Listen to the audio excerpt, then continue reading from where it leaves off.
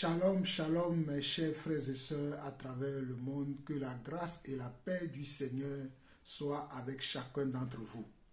Nous bénissons le Seigneur encore pour cette opportunité, ce privilège qu'il nous donne, afin que nous soyons encore ensemble pour partager sa parole, pour partager encore une lumière de Dieu pour nos vies, pour nos familles, pour nos foyers, pour nos affaires, surtout pour l'œuvre de Dieu dans notre vie. Alors vous écoutez la voix de votre frère le serviteur, l'apôtre Jean-Paul Lawson. Que le Seigneur vous bénisse, vous tous qui nous suivez un peu partout dans le monde. Nous vous saluons de l'amour du Seigneur et que la grâce et la paix inondent vos vies et que nous tenons ferme malgré les temps difficiles, malgré les épreuves, malgré les aléas de la vie, que chacun d'entre nous puisse s'accrocher toujours au Seigneur et à sa parole. Alors mes chers frères, nous allons poursuivre notre enseignement sur l'obéissance à Dieu, comment nous devons obéir à Dieu. Nous avons commencé cet enseignement il y a quelques semaines déjà, il y a, je crois, environ 3 semaines, voire un mois, presque un mois bientôt. Et nous étudions la vie des rois, comment les rois se sont comportés dans la parole de Dieu et comment les rois ont agi avec la parole de Dieu. Et le Seigneur va nous aider, nous allons avancer et nous allons grandir avec la parole de Dieu encore aujourd'hui. Donc nous allons prendre la parole. Nous allons prendre la parole. Donc nous allons prendre la parole et nous allons voir quelques passages de la parole encore aujourd'hui, toujours dans le livre de Rois. Et nous allons voir ce que le Seigneur va nous enseigner encore aujourd'hui. Aujourd'hui, je ne vais pas aller beaucoup plus loin. Je vais rester que dans le chapitre 12 de 1 Roi. Dans le livre de 1 Roi, nous allons rester que dans le chapitre 12 et nous allons entamer les autres chapitres la prochaine fois.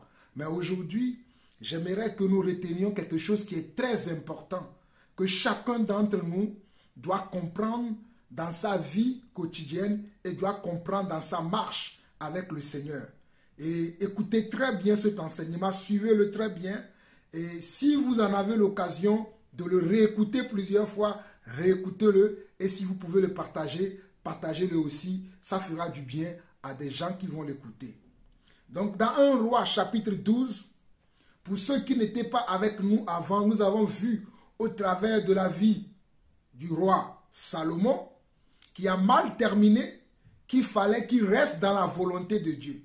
Il fallait qu'il reste attaché au conseil que Dieu lui a prodigué. Et nous avons vu également que le roi David était un homme qui restait dans la volonté de Dieu, qui restait dans la parole de Dieu, qui n'aimait pas ni aller à gauche, ni aller à droite, mais il restait attaché au Seigneur. Et malgré qu'il est mort, le Seigneur témoignait encore envers lui sa gratitude. Le Seigneur le trouvait encore comme un fidèle à lui. Et le Seigneur le montrait comme un modèle à son peuple. Alors, écoutez maintenant. Là, nous allons poursuivre. Pour ceux qui n'ont pas suivi les parties précédentes, je vous en supplie, allez les suivre. Sinon, vous n'allez pas comprendre où est-ce que nous allons. Mais je sais que quand la parole de Dieu sort, elle ne sort jamais sans avoir accompli le but pour lequel elle est sortie. Donc, elle va vous faire du bien aujourd'hui, certainement.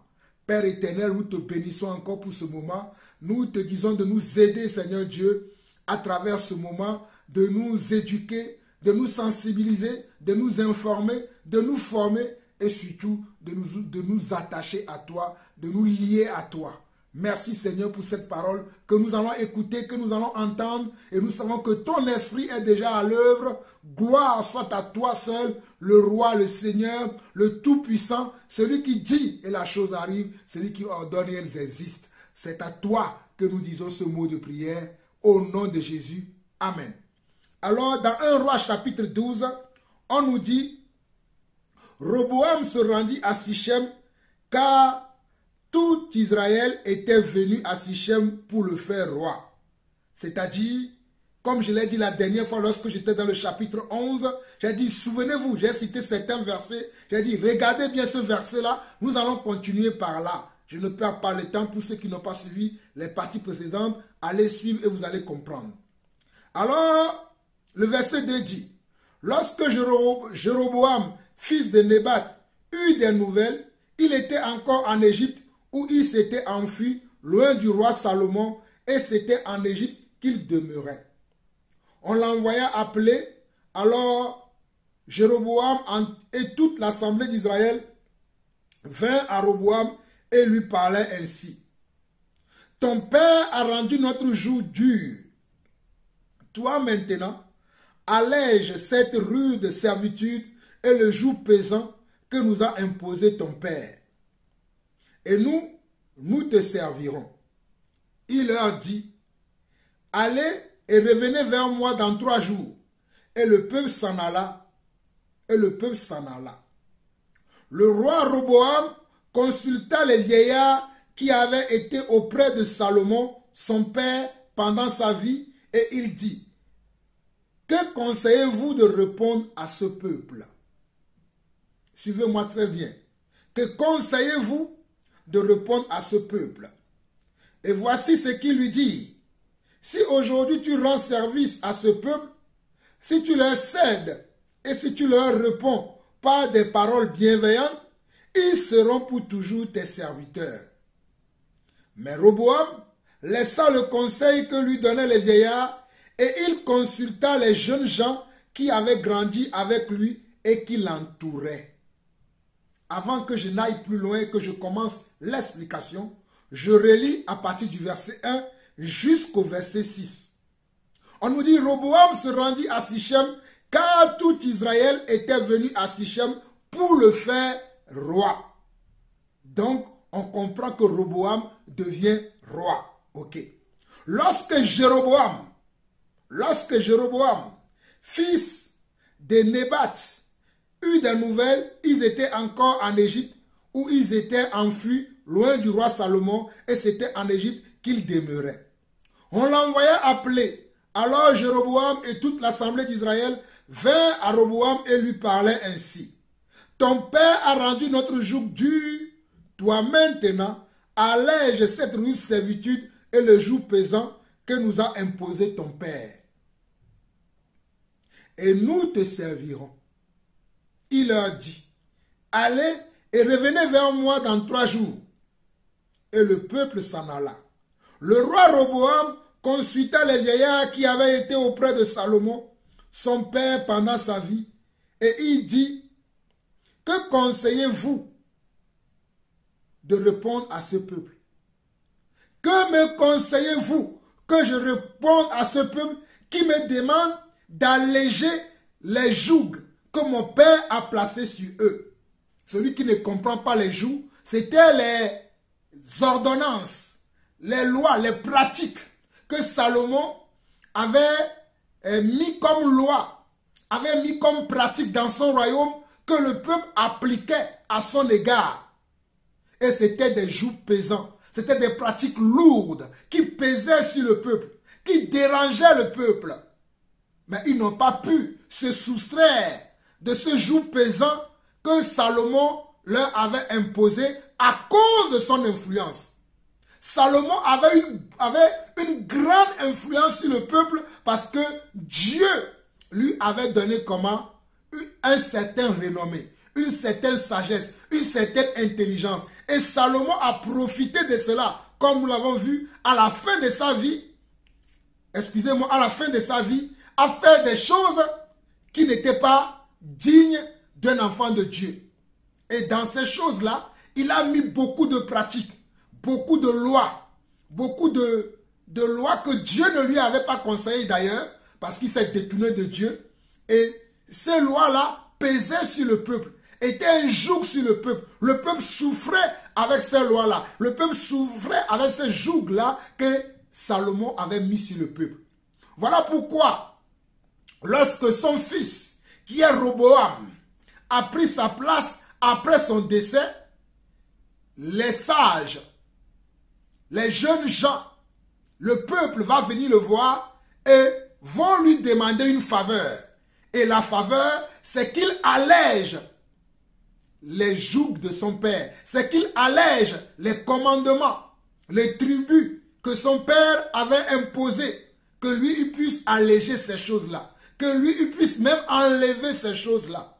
Mais nous allons voir si Jéroboam a de la sagesse. Nous allons voir si Jéroboam comprend comment on doit marcher dans cette vie. C'est là où cet enseignement devient important. Voilà pourquoi je dis que beaucoup d'entre vous, vous devez suivre cet enseignement avec beaucoup de comment, avec beaucoup de discernement, et que vous devez comprendre où est-ce que le Seigneur notre Dieu veut nous amener. Alléluia. Nous devons savoir où est-ce que le Seigneur notre Dieu veut nous amener. Alors nous allons continuer la lecture. Alléluia. Et voici ce qu'il lui dit. Nous allons repartir à partir du verset 6 de 1 roi chapitre 12. Le roi Roboam consultait les vieillards qui avaient été auprès de Salomon son père pendant sa vie. Et il dit, que conseillez-vous de répondre à ce peuple? Et voici ce qu'il lui dit. Si aujourd'hui tu rends service à ce peuple, si tu leur cèdes et si tu leur réponds par des paroles bienveillantes, ils seront pour toujours tes serviteurs. Ils seront pour toujours tes serviteurs. Mais Roboam laissa le conseil que lui donnaient les vieillards et il consulta les jeunes gens qui avaient grandi avec lui et qui l'entouraient. Au lieu que Roboam écoute les conseils des sages, des vieux qui ont grandi avec son père, qui ont même été des conseillers à son père, Roboam n'a pas écouté le conseil de ces sages, de ces vieillards, de ces personnes âgées. Il a préféré écouter les conseils de ses semblables. Il a préféré écouter les conseils de ses semblables, des gens qui ont la même mentalité que lui, les gens qui ont la même connaissance que lui, les gens qui ont la même compréhension que lui, les gens qui ont envie de faire la fête comme lui. Mes chers frères et sœurs, réécoutez encore. On nous dit, au verset 8 de 1 roi 12, mais Roboam laissa le conseil que lui donnaient les vieillards et il consulta les jeunes gens qui avaient grandi avec lui et qui l'entouraient. Au lieu d'écouter les conseils des sages, les gens qui ont siégé dans le collège des anciens, qui ont vu comment Dieu a utilisé Salomon pour traiter des affaires, pour rendre des jugements parmi le peuple depuis des années. Certains même ont été avec son grand-père David. Au lieu d'écouter ces vieillards, Roboam a préféré écouter les gens de sa promotion. Roboam a préféré écouter les conseils des gens de sa promotion. Il n'a pas voulu écouter les conseils des sages, des vieillards, des gens qui ont été dans le conseil du roi, qui ont été dans le comité du conseil de roi Salomon, et même certains étaient même dans le conseil de roi David. Roboam ne les a pas écoutés. Il a préféré écouter les conseils de ses semblables. Il a préféré écouter les conseils de ses semblables. Il a préféré écouter les conseils de ses semblables. Mais regardez là où les conseils de ses semblables vont l'amener. Suivez-moi très attentivement. Que le Seigneur vous bénisse. Alléluia. Au verset 9. Il a dit, que conseillez-vous de répondre à ce peuple qui me tient ce langage? Allège le joug que nous a imposé ton père. Et voici ce que lui disent les jeunes gens qui avaient grandi avec lui. Tu parleras ainsi à ce peuple qui t'a tenu ce langage. Ton père a rendu notre joug pesant et toi allège-le nous. Tu leur parleras ainsi. Mon petit doigt est plus gros que les reins de mon père. Maintenant, mon père vous a chargé d'un joug pesant et moi, je vous le rendrai plus pesant. Mon père vous a châtié avec des fouets et moi, je vous châtierai avec des scorpions. Vous avez vu? Le conseil des sages a conseillé à Jéroboam qu'il allège le joug, qu'il allège les conditions, les règles que son père avait imposé à ce peuple, le conseil des sages avait conseillé Roboam à alléger, à faire disparaître ces lois, ou soit à les alléger pour le peuple. Mais Roboam n'a pas écouté le conseil des sages. Il est parti voir ses semblables, ses amis, ses copains, ses potes à lui. Au lieu d'écouter le conseil des sages, au lieu d'écouter le conseil du collège des anciens, au lieu d'écouter le conseil du collège des anciens, il a préféré écouter ses semblables. Regardez bien. Au verset 8, on nous dit, mais Roboam laissa le conseil que lui donnaient les vieillards et il consulta les jeunes gens qui avaient grandi avec lui et qui l'entouraient. Les jeunes gens qui avaient grandi avec lui et qui l'entouraient. Il y a une grande révélation ici. C'est-à-dire, au lieu que Roboam accepte le conseil des sages d'être ses conseillers, il a préféré que ses amis soient ses conseillers. Alléluia. Au lieu que Roboam préfère le collège des anciens, de ceux qui ont été dans l'administration, sous l'autorité, sous la domination de son père, ou bien sous le règne de son père, il a préféré mettre aux côtés de lui ses amis, les gens avec qui il a grandi, les gens avec qui il faisait des bêtises. C'est ceux-là que Roboam a préféré mettre à côté de lui. Dis-moi qui tu fréquentes, mon frère et ma soeur, je te dirai qui tu es ou je te dirai qui tu deviendras. Dites-moi aujourd'hui qui vous êtes et je pourrais vous dire qui est-ce que vous avez fréquenté dans votre vie. Qui est-ce que vous allez côtoyer dans votre vie? Qui est-ce que étaient vos conseillers dans votre vie? Au lieu que Roboam place autour de lui les sages qui connaissent la loi, qui connaissent la Torah, qui connaissent la loi de Moïse, qui connaissent la parole de Dieu et qui ont été dans le conseil des sages de Salomon, certains parmi eux, même de David, Roboam les a rejetés et il a pris ses amis. Il a pris ses amis d'enfance pour créer un mur et pour créer son propre conseil de sages. Regardez, vous allez comprendre pourquoi j'insiste sur ces choses-là. Verset 8, mais Roboam laissa le conseil que lui donnaient les vieillards et il consulta les jeunes gens qui avaient grandi avec lui et qui l'entouraient. Il leur dit, que conseillez-vous de répondre à ce peuple qui me tient ce langage? Allège le joug que nous a imposé ton père. Allège le joug que nous a imposé ton père. Verset 10. Et voici ce que lui dit les jeunes gens qui avaient grandi avec lui. Voici ce que lui dit les gens qui avaient grandi avec lui.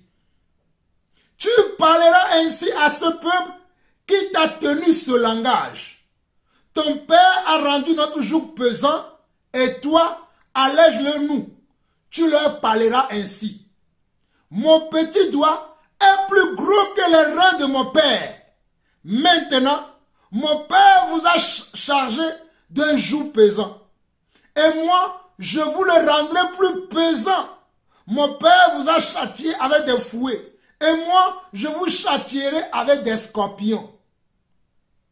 Et moi, je vous châtierai avec des scorpions. Voilà le conseil que les amis de Roboam lui ont donné.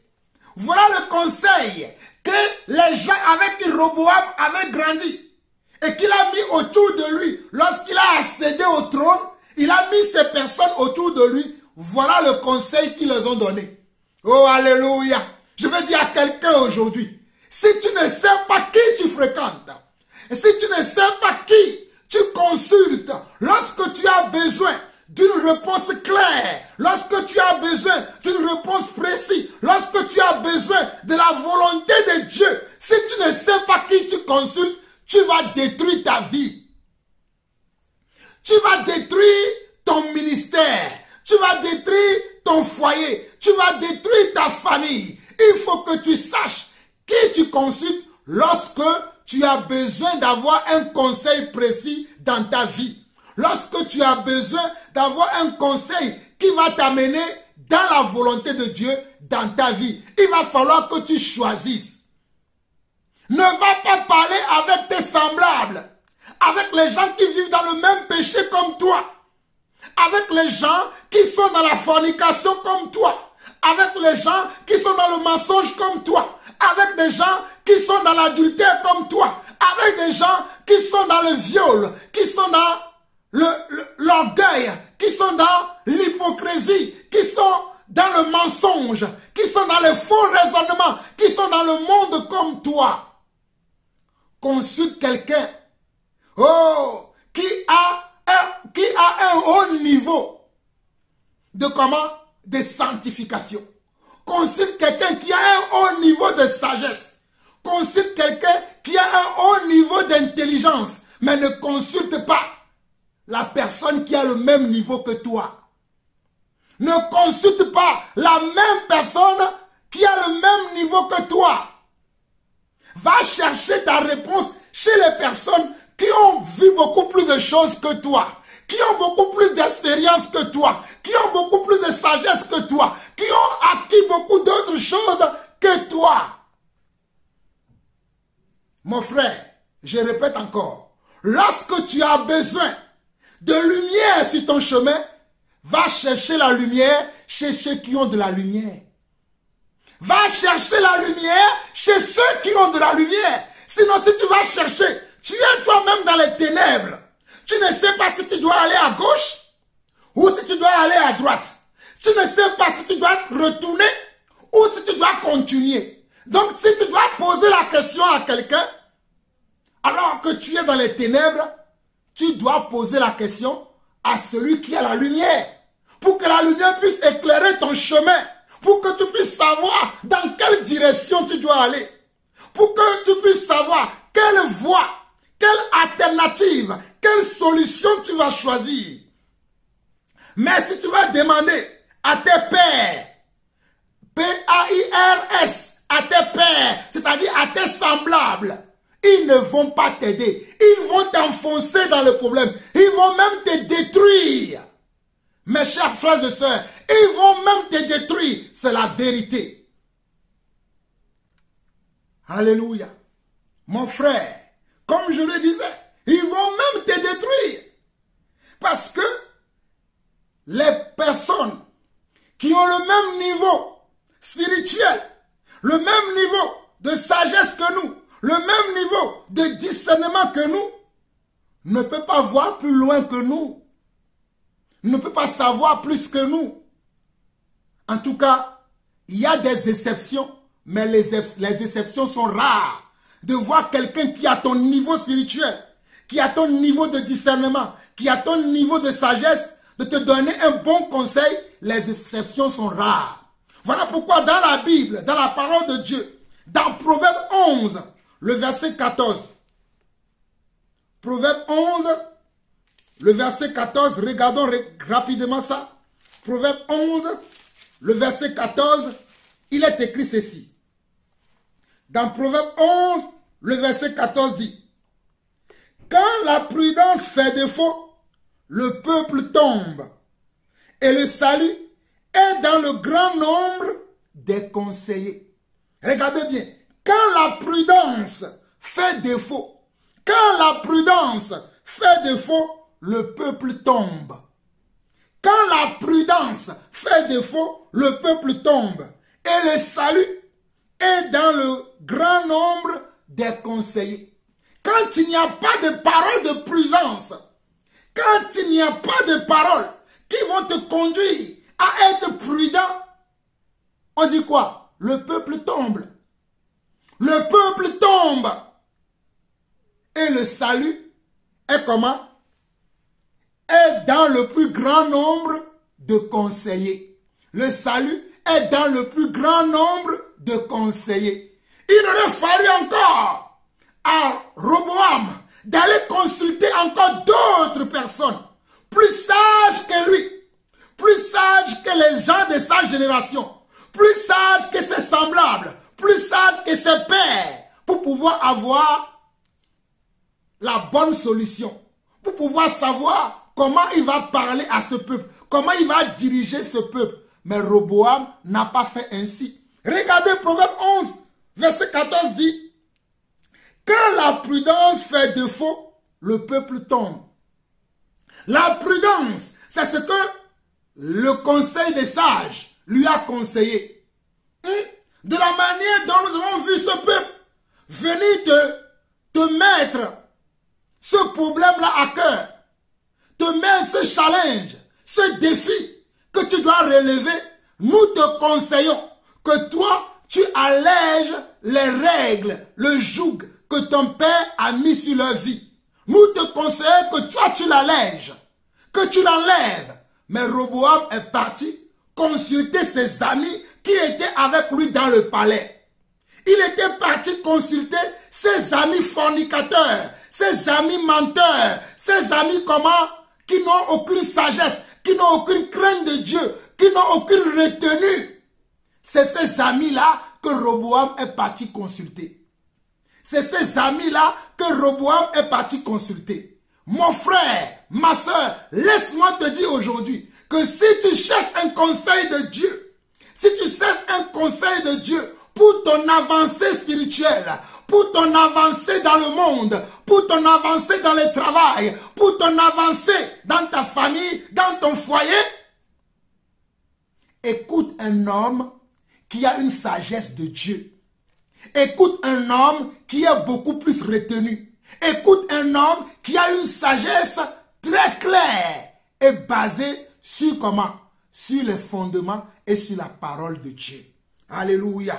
Nous allons voir également Proverbe chapitre 15. Proverbe chapitre 15. Proverbe chapitre 15, le verset 22, rapidement. Proverbe chapitre 15, le verset 22 dit ceci. Les projets échouent faute d'une assemblée qui délibère. Regardez bien. Les projets échouent faute d'une assemblée qui délibère. Les projets de l'homme, les projets de l'homme, les projets de l'homme échouent. Pourquoi les projets de l'homme échouent? Parce qu'il n'y a pas une assemblée d'hommes sages, d'hommes intelligents, d'hommes connaissant Dieu, d'hommes connaissant comment la parole de Dieu, d'hommes aimant la crainte de Dieu, d'hommes aimant la pureté, d'hommes aimant la sagesse, d'hommes ayant été instruits dans les voies du Seigneur. Alléluia. Les projets de l'homme échouent aujourd'hui parce qu'il n'y a pas d'hommes sages au milieu de nous.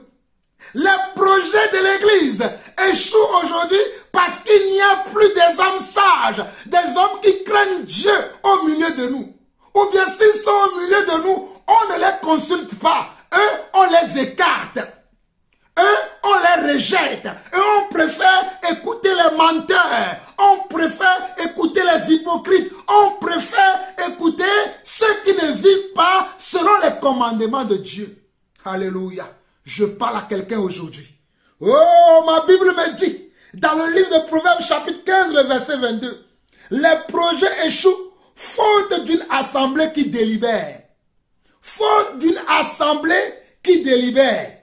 Mais ils réussissent quand il y a de nombreux conseillers. Vous voyez? Les projets réussissent quand il y a de nombreux conseillers. Les projets de l'homme diligent, les projets de l'homme sage réussissent quand il y a de nombreux conseillers. Oh, alléluia! Je fais une chose dans ma vie. Lorsque j'ai des choses très importantes à faire dans ma vie, j'aime toujours consulter d'abord. Alléluia! D'abord, le Seigneur Dieu. Alléluia. J'aime toujours consulter d'abord le Seigneur Dieu, celui qui m'a donné le souffle de vie, celui qui m'a permis d'être un enfant de Dieu, celui qui me donne tous les jours son amour, sa paix et qui me montre toujours toute son affection. J'aime d'abord lui soumettre comment mes projets. Ce faisant, je dis bien ce faisant, si j'ai encore une ombre de doute, si j'ai encore des doutes dans mon cœur, j'aime toujours consulter un frère qui est versé dans les Écritures. Alléluia. J'aime toujours consulter un frère qui est versé dans les Écritures pour lui demander, mon frère, voici le projet que j'ai à cœur. Qu'est-ce que tu en penses de cela? Mon frère, voici ce que je veux faire. Qu'est-ce que tu en penses de cela? J'aime toujours consulter bien, écoutez-moi très bien, un frère. Ou des fois même je parle avec mon épouse pour dire, mon épouse, regarde ce que je vais faire là. Qu'est-ce que tu en penses? Si je parle avec mon épouse, je parle aussi avec un frère. Oh, alléluia. Un frère qui craint Dieu. Un frère qui aime Dieu. Un frère qui est zélé pour Dieu. Alléluia. J'ai aussi, oh, alléluia. J'ai aussi des mamans qui sont zélées pour Dieu autour de moi. Je leur pose également la question. Maman, dans ces situations-là, comment est-ce que tu agirais? Alléluia. J'ai aussi des papas plus âgés que moi. Certains sont même des serviteurs de Dieu. Alléluia. Je leur pose aussi la question. Mon frère serviteur, qu'est-ce que tu penses de cette situation? Si tu serais à ma place, comment réagirais-tu dans cette situation? Si tu serais à ma place, qu'est-ce que tu ferais dans cette situation? Et une fois que je rassemble tous les conseils de ces personnes-là, je soumets maintenant à Dieu. Oh, alléluia. Je reviens encore vers Dieu pour dire, Seigneur, voici ce que j'ai entendu. Luc m'a dit ceci, Hervé m'a dit ceci, André m'a dit ceci, oh, Julien m'a dit ceci, oh, alléluia. Elisheva m'a dit ceci, mais toi, mon Père, alléluia, toi, mon Père, quelle est ta part dans toutes ces choses que j'ai entendues? Oh, alléluia. Oh, toi, mon Père, quelle est ta part dans toutes ces choses? Et le Seigneur me dit, je crois que c'est Luc qui t'a donné la bonne solution. Je crois que tu dois suivre ce que Luc t'a dit. Ou sinon, je crois que ce que Elisheva t'a dit, ça aussi, tu peux le prendre en considération. Mais je ne me laisse jamais me tromper par mes semblables. Surtout et moi encore, ceux qui sont inférieurs à moi en sagesse et en intelligence de Dieu. Et moi encore, ceux qui sont inférieurs à moi en sagesse et en intelligence de Dieu. J'estime quand même que j'ai un degré, un niveau de connaissance, un niveau de sagesse de Dieu, un niveau de sanctification, un niveau de crainte de l'Éternel que moi j'ai. Je ne vais pas aller soumettre ma vie à n'importe qui. Je ne vais pas aller soumettre mes problèmes à n'importe qui. Écoutez-moi très bien. Oh, alléluia. Vous écoutez les serviteurs de Dieu, l'apôtre Jean-Paul Lawson, l'homme qui est zélé pour l'homme qui est zélé pour le royaume de Dieu. Beaucoup d'entre vous aujourd'hui, vous exposez vos vies à vos frères qui ne craignent pas Dieu, à vos sœurs qui ne craignent pas Dieu. Croyez-vous qu'ils vont vous amener vers Dieu? Croyez-vous qu'ils vont vous diriger vers Dieu? Ne vous trompez pas. Les mauvaises compagnies corrompent les bonnes mœurs. Ne vous y trompez pas. 1 Corinthiens chapitre 15. Ne vous y trompez pas. Les mauvaises compagnies corrompent les bonnes mœurs. Vous allez voir qu'est-ce que cette décision-là a amené à Jéroboam. Allons-y rapidement. Oh, nous bénissons le Seigneur. Nous revenons dans 1 Roi. Chapitre 12 où nous étions, pour continuer, terminer cet enseignement très rapidement. Alléluia, nous étions au verset 11. Verset 12, regardez ce qui se passe. Verset 12. Jéroboam et tout le peuple vint à Roboam le 3e jour, suivant ce qu'avait dit le roi. Revenez vers moi dans 3 jours. C'est lui-même qui avait dit à Jéroboam et aux anciens du peuple ou bien au comité du peuple qui sont venus le voir, de revenir le voir dans 3 jours.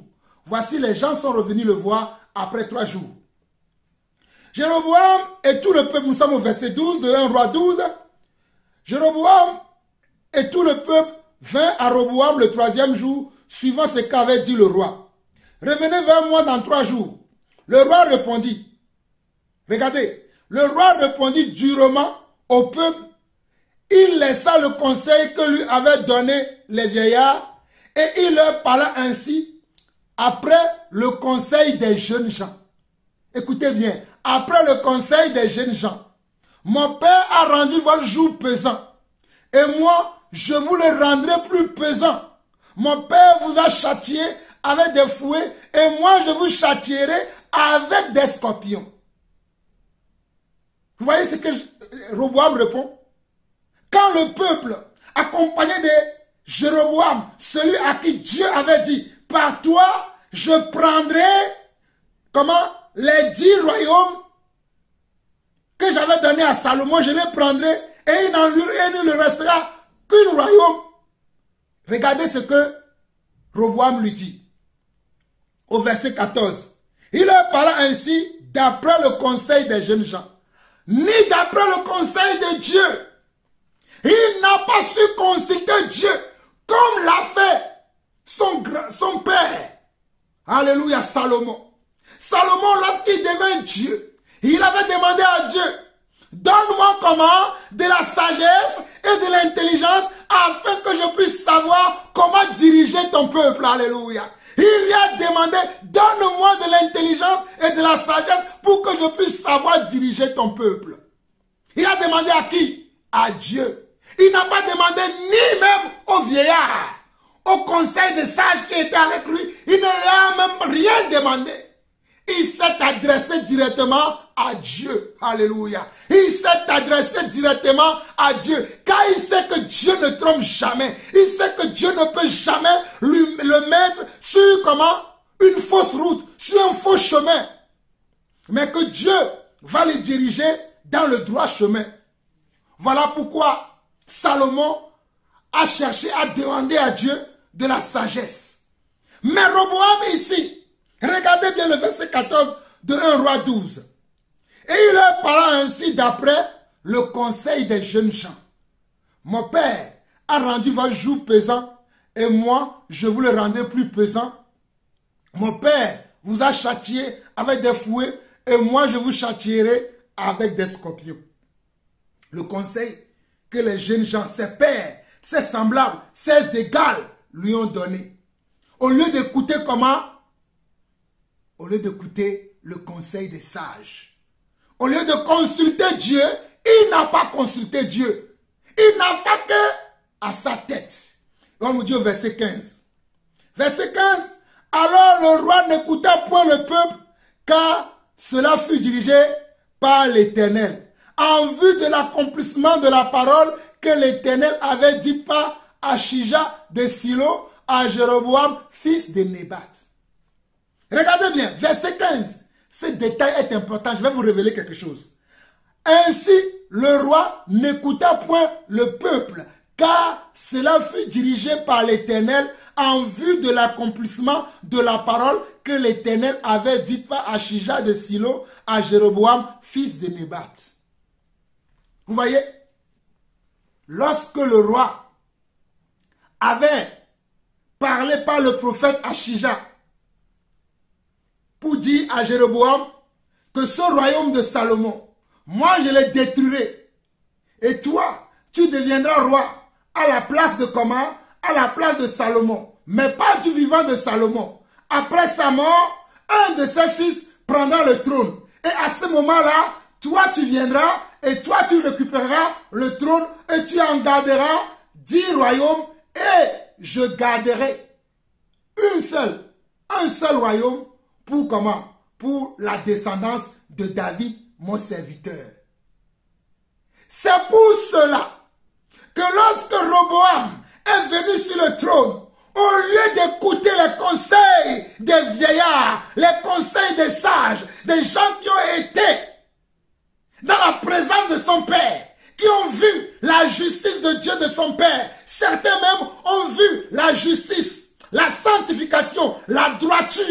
de son grand-père David. Il ne les a pas écoutés.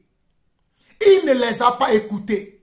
Mes chers frères et sœurs, lorsque vous n'écoutez pas Dieu, lorsque vous n'écoutez pas Dieu, lorsque Dieu vous parle, lorsque Dieu vous conseille, lorsque Dieu veut vous diriger, et qu'à un moment donné, vous ne voulez pas décider de suivre Dieu, Dieu lui-même crée des opportunités pour que vous soyez toujours désobéissants.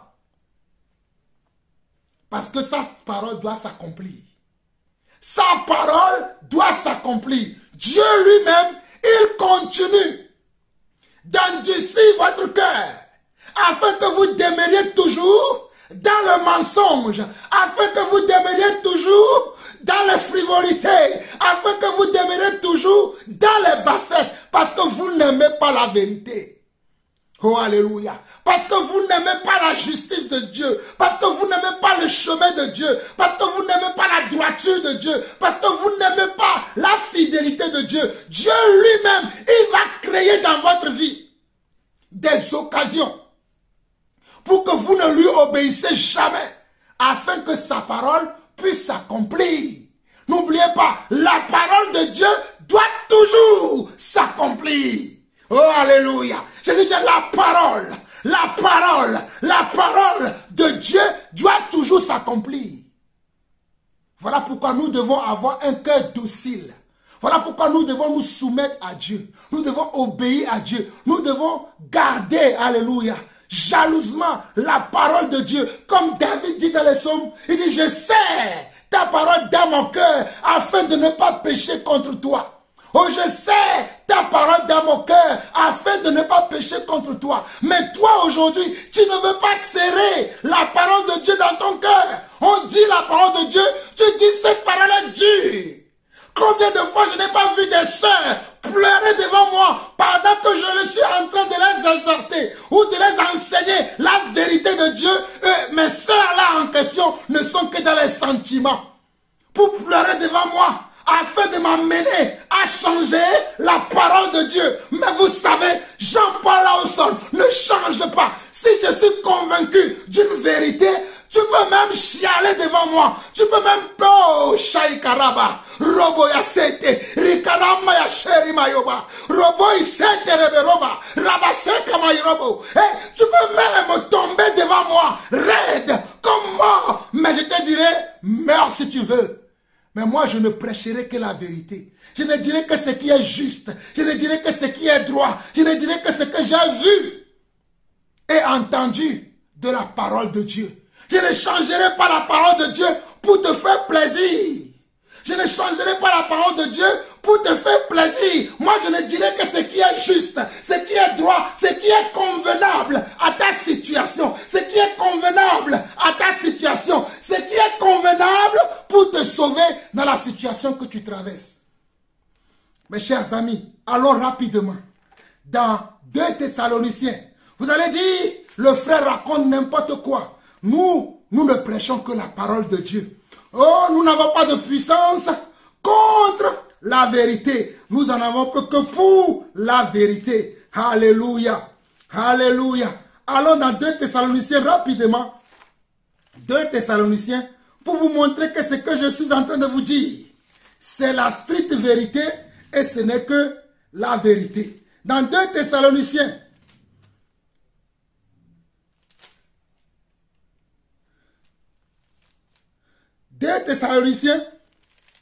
chapitre 2. 2 Thessaloniciens, chapitre 2. Écoutez très attentivement. 2 Thessaloniciens, chapitre 2, très attentivement. Écoutez ceci. Pour ce qui concerne l'avènement de notre Seigneur Jésus-Christ et notre réunion avec lui, nous vous prions, frères, de ne pas vous laisser facilement ébranler dans votre bon sens, regardez bien, dans votre bon sens, et de ne pas vous laisser troubler, soit par quelques inspirations, soit par une parole ou par une lettre qui semblerait venir de nous comme si le jour du Seigneur était déjà là. Que personne ne vous séduise d'aucune manière, car il faut que l'apostasie soit arrivé auparavant et qu'on ait vu paraître l'homme impie, le fils de la perdition. L'adversaire qui s'élève au-dessus de tout ce qu'on appelle Dieu ou de tout ce qu'on adore. Il va jusqu'à s'asseoir dans le temple de Dieu, se proclamant lui-même Dieu. Verset 5. Ne vous souvenez-vous pas que je vous disais ces choses lorsque j'étais encore chez vous? Et maintenant, vous savez ce qui les retient afin qu'ils ne paraissent qu'en son temps. Car le mystère de l'iniquité agit déjà. Car le mystère de l'iniquité, l'iniquité c'est un mystère et il agit déjà. Car le mystère de l'iniquité agit déjà. Il faut seulement que celui qui le retient encore ait disparu. Il faut seulement que celui qui retient le mystère de l'iniquité ait disparu. Et qui est-ce qui le retient? C'est l'Église. Nous continuons. Et alors paraîtra l'impie que le Seigneur Jésus détruira par le souffle de sa bouche et qu'il écrasera par l'éclat de son avènement. Mes chers frères et sœurs, le diable sera écrasé par le souffle de la bouche de Dieu. Le souffle de la bouche de Dieu, vous savez ce que c'est? C'est encore la parole de Dieu. Le souffle de la bouche de Dieu, c'est encore la parole de Dieu. Dieu dira une seule parole au diable, au serpent ancien, au dragon. Il lui dira, va dans le lieu aride et le dragon ira là-bas. Là où est comment? Là où est sa demeure. Je ne vais pas m'attarder. Continuons. Verset 9. L'apparition de cet impie se fera par la puissance de Satan avec toutes sortes de miracles, de signes et de prodiges mensongers. Et avec toutes les séditions de l'iniquité pour ceux qui périssent parce qu'ils n'ont pas reçu l'amour de la vérité pour être sauvés. Regardez bien ce verset 10. C'est là ce que je veux que vous compreniez. Et avec toutes les séditions de l'iniquité pour ceux qui périssent parce qu'ils n'ont pas reçu l'amour de la vérité pour être sauvés. Regardez bien le verset 11. Aussi Dieu leur envoie-t-il une puissance d'égarement pour qu'ils croient au mensonge, afin que tous ceux qui n'ont pas cru à la vérité, mais qui ont pris plaisir à l'injustice, soient condamnés. Est-ce que vous comprenez maintenant? Est-ce que vous saisissez maintenant? Il est bien écrit au verset 10. Et avec toutes les séditions de l'iniquité pour ceux qui périssent, parce qu'ils n'ont pas reçu l'amour de la vérité pour être sauvés. Vous n'avez pas l'amour de la parole de Dieu. Vous n'avez pas l'amour de la sagesse de Dieu. Vous n'avez pas l'amour de l'intelligence de Dieu. Vous n'avez pas l'amour du discernement de Dieu. Lorsque nous discernons que tu ne dois pas être dans telle situation, tu ne dois pas te trouver avec telle personne, tu ne dois pas aimer telle personne, tu ne dois pas apprécier tel enseignement, tu ne dois pas écouter tel enseignement, vous dites que nous sommes durs. Vous dites que nous en faisons comment? Nous en faisons trop. Vous dites que nous pensons que nous sommes déjà arrivés. Mais la Bible dit que nous devons avoir l'amour de la vérité. La parole du Seigneur, la parole de Yeshua HaMashiach nous dit que nous devons avoir l'amour de la vérité pour être sauvés. Ce n'est pas moi qui ai écrit cela. Regardez bien. Et avec toutes les séductions de l'iniquité pour ceux qui périssent parce qu'ils n'ont pas reçu l'amour de la vérité pour être sauvés. Aussi Dieu leur envoie-t-il une puissance d'égarement pour qu'ils croient au mensonge. Puisque vous avez décidé de ne pas accepter la vérité, Dieu mettra autour de vous, Dieu mettra dans votre entourage des prophètes menteurs, des apôtres menteurs, des pasteurs menteurs, oh alléluia, des évangélistes menteurs, alléluia, oh, des prophètes menteurs, et ils vont vous prophétiser tous les jours que des mensonges. Ils vont vous dire que comment? Des mensonges. Parce que votre vie va être détruite. Dieu a déjà statué. Dieu a vu déjà comment? Le péché de votre cœur. Dieu a vu comment le manque d'amour, le manque d'empressement que vous avez pour lui obéir, pour aimer sa parole, pour aimer comment son intelligence, pour aimer sa sagesse. Dieu l'a déjà vu. Dieu a vu que vous ne voulez pas de lui. Dieu a vu que vous l'honorez simplement dans la bouche, mais vos cœurs sont loin de lui. Dieu l'a vu. Et c'est pour cela que Dieu vous rejette également et qui vous laisse comment? Au merci, ou bien qui vous laisse à la merci de comment? De vos convoitises. Des prophètes menteurs, des apôtres menteurs, des évangélistes menteurs, des pasteurs menteurs, des enseignants de la parole menteurs, des intercesseurs ou intercesseuses menteurs pour vous conseiller afin que vous allez comment? Afin que vous allez en perte de votre vie. Il dit au verset 11, aussi Dieu leur envoie-t-il une puissance d'égarement pour qu'ils croient au mensonge, afin que tous ceux qui n'ont pas cru à la vérité, mais qui ont pris plaisir à l'injustice, soient condamnés. Regardez bien le verset 12. Afin que tous ceux qui n'ont pas cru à la vérité, mais qui ont pris plaisir à l'injustice, soient condamnés. Lorsque nous ne prenons pas à l'injustice, Dieu va nous condamner.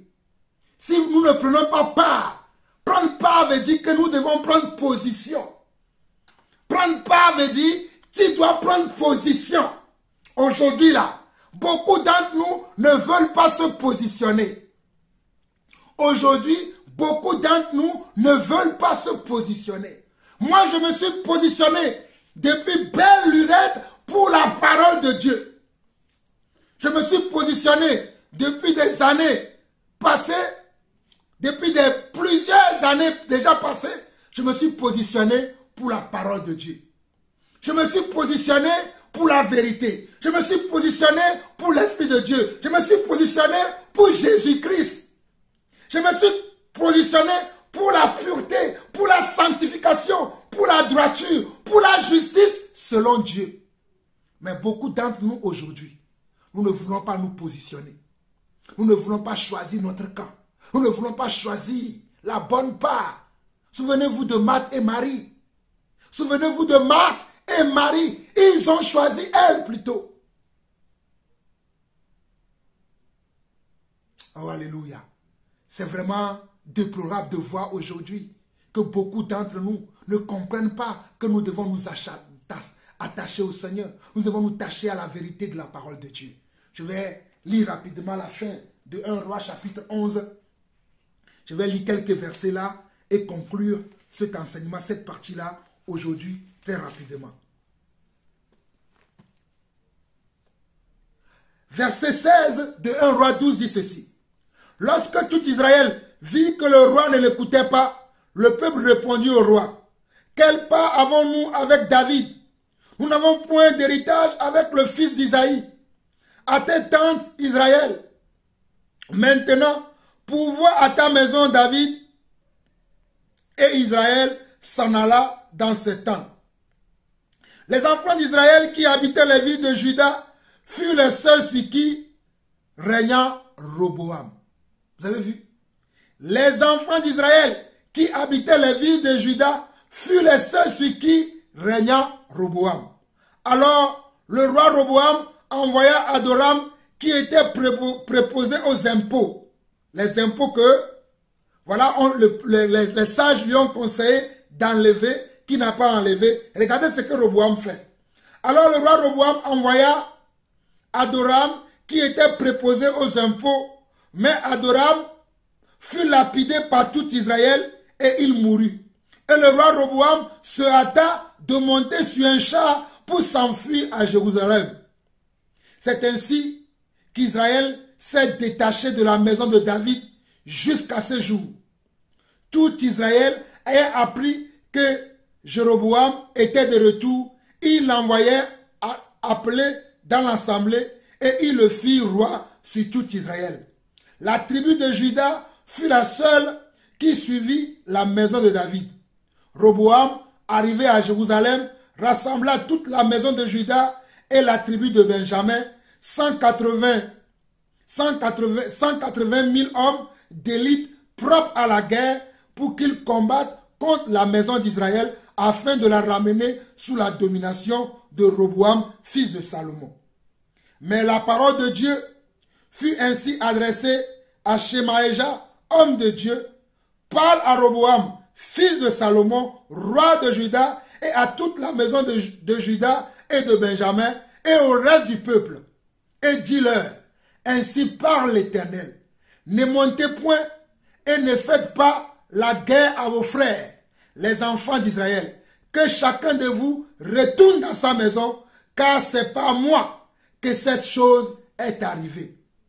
Car c'est par moi que cette chose est arrivée. Regardez bien le verset 24. Et dis-leur, ainsi parle l'Éternel. Ne montez point et ne faites pas la guerre à vos frères, les enfants d'Israël. Que chacun de vous retourne dans sa maison, car c'est par moi que cette chose est arrivée. Ils obéirent à la parole de l'Éternel et ils s'en retournèrent selon la parole de l'Éternel. Ils obéissent enfin à la parole de l'Éternel et ils s'en retournèrent dans leur maison respectivement selon la parole de l'Éternel. Je relis une dernière fois le verset 16 au verset 24 et nous allons nous arrêter. Voici l'accomplissement de la prophétie que Dieu avait donnée à Salomon, que Dieu a donné également à Jéroboam. Regardez au verset 16. Lorsque tout Israël vit que le roi ne l'écoutait pas, quel roi? Le roi Roboam, qui a remplacé son père Salomon. Lorsqu'ils ont vu qu'ils n'ont pas écouté la doléance qu'ils ont donnée, et cette doléance consistait à ce qu'ils allègent les jougs, les poids, les règlements, toutes sortes de tribus ou d'impôts qu'il avait mis sur le peuple, il devait l'alléger. Mais le roi n'a pas écouté. Alors on nous dit que lorsque tout Israël vit que le roi ne l'écoutait pas, le peuple répondit au roi, quelle part avons-nous avec David? Nous n'avons point d'héritage avec le fils d'Isaïe. À tes tentes, Israël. Maintenant, pourvois à ta maison, David. Et Israël s'en alla dans ses tentes.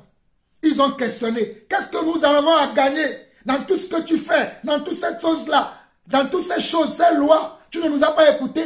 Quel est notre héritage? Quel est-ce que nous allons en profiter? Quel est notre profit là-dedans? Et ils se sont rentrés chez eux après. Le verset 17, on nous dit, les enfants d'Israël qui habitaient les villes de Juda furent les seuls sur qui régna Roboam. Il n'y a que les enfants d'Israël qui habitaient la ville de Juda. C'est sur cela seulement que régnait qui? Que régnait Roboam. Mais les autres tribus là, Roboam ne régna plus sur eux. Les autres tribus, Roboam ne régna plus sur eux parce qu'il n'a pas écouté les conseils des sages, parce qu'il n'a pas écouté la volonté de Dieu, parce que son père David et lui-même, parce que son père Salomon plutôt, parce que son père Salomon et lui-même, ils se sont détournés des voies de Dieu et Dieu a fait exprès de leur envoyer comment? Ces paroles, de les maintenir dans cette désobéissance afin que sa parole soit accomplie. Au verset 18, on nous dit, le roi Roboam envoya Adoram qui était préposé aux impôts, mais Adoram fut lapidé par tout Israël et il mourut. Et le roi Roboam se hâta de monter sur un char pour s'enfuir à Jérusalem. C'est ainsi qu'Israël s'est détaché de la maison de David jusqu'à ce jour. Tout Israël ayant appris que Jéroboam était de retour, il l'envoyait appeler dans l'assemblée et il le fit roi sur tout Israël. Alors ils ont pris Jéroboam pour mettre à la place de qui? Pour mettre à la place de Roboam qui a fui vers Jérusalem. Ils ont pris qui? Ils ont pris qui? Ils ont pris Jéroboam. Toujours l'accomplissement de la prophétie. Je continue. Au verset 21, Roboam arrivé à Jérusalem, rassembla toute la maison de Juda et la tribu de Benjamin, 180 000 hommes d'élite propre à la guerre, pour qu'ils combattent contre la maison d'Israël afin de la ramener sous la domination de Roboam, fils de Salomon. Lorsque Roboam est arrivé à Jérusalem, il rassembla toute l'armée qu'il y avait là-bas. Il a pu rassembler comment? On nous dit le nombre. Il a rassemblé 180 000 hommes d'élite. Il a rassemblé 180 000 hommes d'élite. Les gens qui sont des hommes de guerre, qui ont servi sous son père, sous le règne de son père Salomon, afin d'aller comment? Afin d'aller combattre Jéroboam. Il ne se rendait pas compte que ce qui est arrivé là, c'est la volonté de Dieu. Qu'il soit déchu de son trône. Il ne le voyait pas. Qu'il soit comment? Désapprouvé de son peuple. Qu'il soit comment? Le peuple ne l'aimait plus. Le peuple ne le portait plus dans le cœur. Lui ne voit pas que Dieu a détourné le peuple, le cœur du peuple vers maintenant Jéroboam. Il n'a pas vu, il n'a pas compris que Dieu a détourné le cœur du peuple vers qui? Vers son adversaire Jéroboam. Alors il va rassembler 180 000 hommes pour aller combattre Jéroboam. Verset 21 de 1 Roi 12. Roboam arriva à Jérusalem, rassemblant toute la maison de Juda et la tribu de Benjamin, 180 000 hommes d'élite propres à la guerre pour qu'ils combattent contre la maison d'Israël afin de la ramener sous la domination de Roboam, fils de Salomon. Mais la parole de Dieu fut ainsi adressée à Shiméja, homme de Dieu. Mais la parole de Dieu va être envoyée à un homme de Dieu de prévenir Roboam. De prévenir Roboam et de prévenir tout le peuple qu'il ne doit pas aller combattre leurs frères. Que ce qui vient d'arriver là, c'est de la volonté de Dieu. Ce qui vient d'arriver là, c'est de la volonté de Dieu. N'allez pas combattre vos propres frères à cause comment? D'une royauté. C'est de moi que vient cette décision. C'est moi, Dieu, qui a décidé que Roboam ne sera plus roi. Alors arrêtez de préparer la guerre. Lisons. Mais la parole de Dieu, verset 22 de 1 Roi 12 jusqu'au verset 24. Mais la parole de Dieu fut ainsi adressée à Shiméja, homme de Dieu, parle à Roboam, fils de Salomon, roi de Juda, et à toute la maison de Juda et de Benjamin, et au reste du peuple. Et dis-leur, écoutez bien, et dis-leur, ainsi parle l'Éternel, ne montez point et ne faites pas la guerre à vos frères, les enfants d'Israël. Dis-leur, ainsi parle l'Éternel. Ne montez point et ne faites pas la guerre à vos frères, les enfants d'Israël. Que chacun de vous retourne dans sa maison. Car c'est par moi que cette chose est arrivée. Car c'est par moi que cette chose-là que vous voulez combattre, que vous ne voulez pas accepter, que Roboam ne veut pas accepter, et il veut vous embarquer avec lui, à ce que vous tuez vos propres frères, c'est de moi que cela vient. Alors, rentrez chez vous, ne combattez pas vos frères. Et on nous dit, ils obéissent à la parole de l'Éternel et ils s'en retournèrent selon la parole de l'Éternel. Vous voyez, ils vont obéir à la parole de l'Éternel et chacun va maintenant rentrer chez lui pour savoir maintenant que le roi a rejeté Roboam. Le roi a rejeté Roboam et que c'est le roi qui a... le roi a rejeté Roboam et que c'est Dieu qui a placé sur eux maintenant Jéroboam. Le roi a rejeté Roboam et a accepté Jéroboam. Parce qu'ils n'ont pas voulu écouter Dieu. Parce que Roboam et son père Salomon n'ont pas voulu suivre les lois de Dieu, n'ont pas voulu se soumettre aux commandements de Dieu, n'ont pas voulu se soumettre aux règles, n'ont pas voulu se soumettre aux façons de faire, n'ont pas voulu se soumettre très simplement à la parole de Dieu.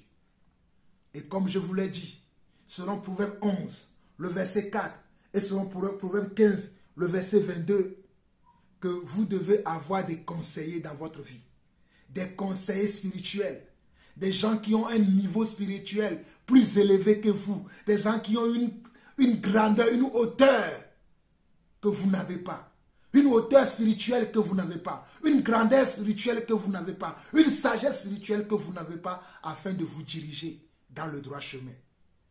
Et en plus de ça, vous devez toujours consulter Dieu dans toute décision que vous prenez dans votre vie. Vous devez toujours consulter Dieu dans toute décision que vous prenez dans votre vie. À bon entendeur, salut. Éternel notre Dieu, je vais te bénir, je vais te rendre grâce. Père, merci encore pour ce privilège que tu m'as donné. Merci encore pour l'enseignement que le Seigneur, notre Dieu, notre Roi, par l'intermédiaire de son Esprit, le Saint-Esprit, nous a encore enseigné aujourd'hui. Nous a encore montré comment beaucoup d'entre nous, nous nous sommes égarés, nous nous sommes éloignés de toi. Nous avons choisi comme conseiller nos propres pensées, nos propres émotions, nos propres sentiments. Oh Seigneur Dieu, nos propres envies. Nous avons enlevé de nos cœurs ta parole. Nous avons enlevé de nos vies la sanctification. Nous avons enlevé de nos vies l'obéissance à tes commandements, à tes préceptes, à tes ordonnances, à tes valeurs, à tes principes. Nous les avons occultés de notre vie au profit de nos envies, au profit de nos hypocrisies, au profit, ô Seigneur Dieu, de nos convoitises. Mais aujourd'hui, Papa, aujourd'hui, je m'en repens. Aujourd'hui, nous nous repentons devant toi. Aujourd'hui, mon frère qui m'a écouté, ma soeur qui m'a écouté, mes frères qui m'ont écouté à travers le monde, mes soeurs qui m'ont écouté à travers le monde, et moi-même, nous nous repentons devant toi, Seigneur Dieu. Oh Papa, nous nous repentons. Pardonne-nous, Seigneur Dieu, nos péchés. Pardonne-nous, Seigneur Dieu, Papa, c'est tous ces manquements que nous avons. Pardonne-nous, Seigneur Dieu, tous ces orgueils, tous ces états d'âme que nous avons eu devant toi. Nous ne t'avons pas obéi, nous ne t'avons pas suivi, nous n'avons pas fait confiance à ta parole. Nous nous sommes détournés de tes voies, nous nous sommes détournés de tes ordonnances. C'est nous qui avons fait cela. Papa, c'est moi qui ai fait cela. Voilà pourquoi aujourd'hui, je te demande pardon. Je te demande pardon, Papa.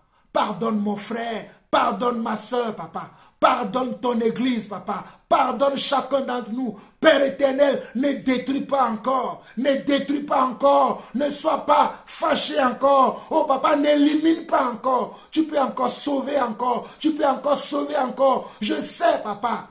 Oh Seigneur Dieu, que tes mains veulent nous sauver. Mais ce sont nos péchés qui t'en empêchent. Voilà pourquoi, Papa, aujourd'hui, nous te demandons pardon. Nous t'en supplions, Papa. Aide chacun d'entre nous afin que nous revenons dans tes voies et que nous nous soumettons à toi et à toi seul, Papa. Père, nous t'en supplions. Ne nous abandonne pas. Ne nous livre pas au penchant de nos cœurs. Ne nous livre pas au penchant de nos pensées. Ne nous livre pas au penchant de nos envies. Mais ramène-nous dans le droit chemin. Ramène-nous à toi, Papa. Que tout bébé perdu de ta maison, que tout brebis perdu de ta maison puisse revenir à toi. C'est toi le véritable berger. C'est toi Adonai. C'est toi Hachem. C'est toi Elohim. C'est toi Yeshua qui est le véritable berger. Que tous les brebis reviennent à toi. Que tous les brebis reviennent à toi. Je prie pour tous les brebis, Seigneur. Je prie pour toutes les brebis également. Que nous revenons dans ta maison. Que nous revenons à la bergerie. Que nous revenons à la bergerie. Que nous revenons à la bergerie. Au nom de Jésus. Au nom de Jésus. Nous avons ainsi prié. Amen. Shalom, shalom, shalom et shalom à vous tous. Bye bye.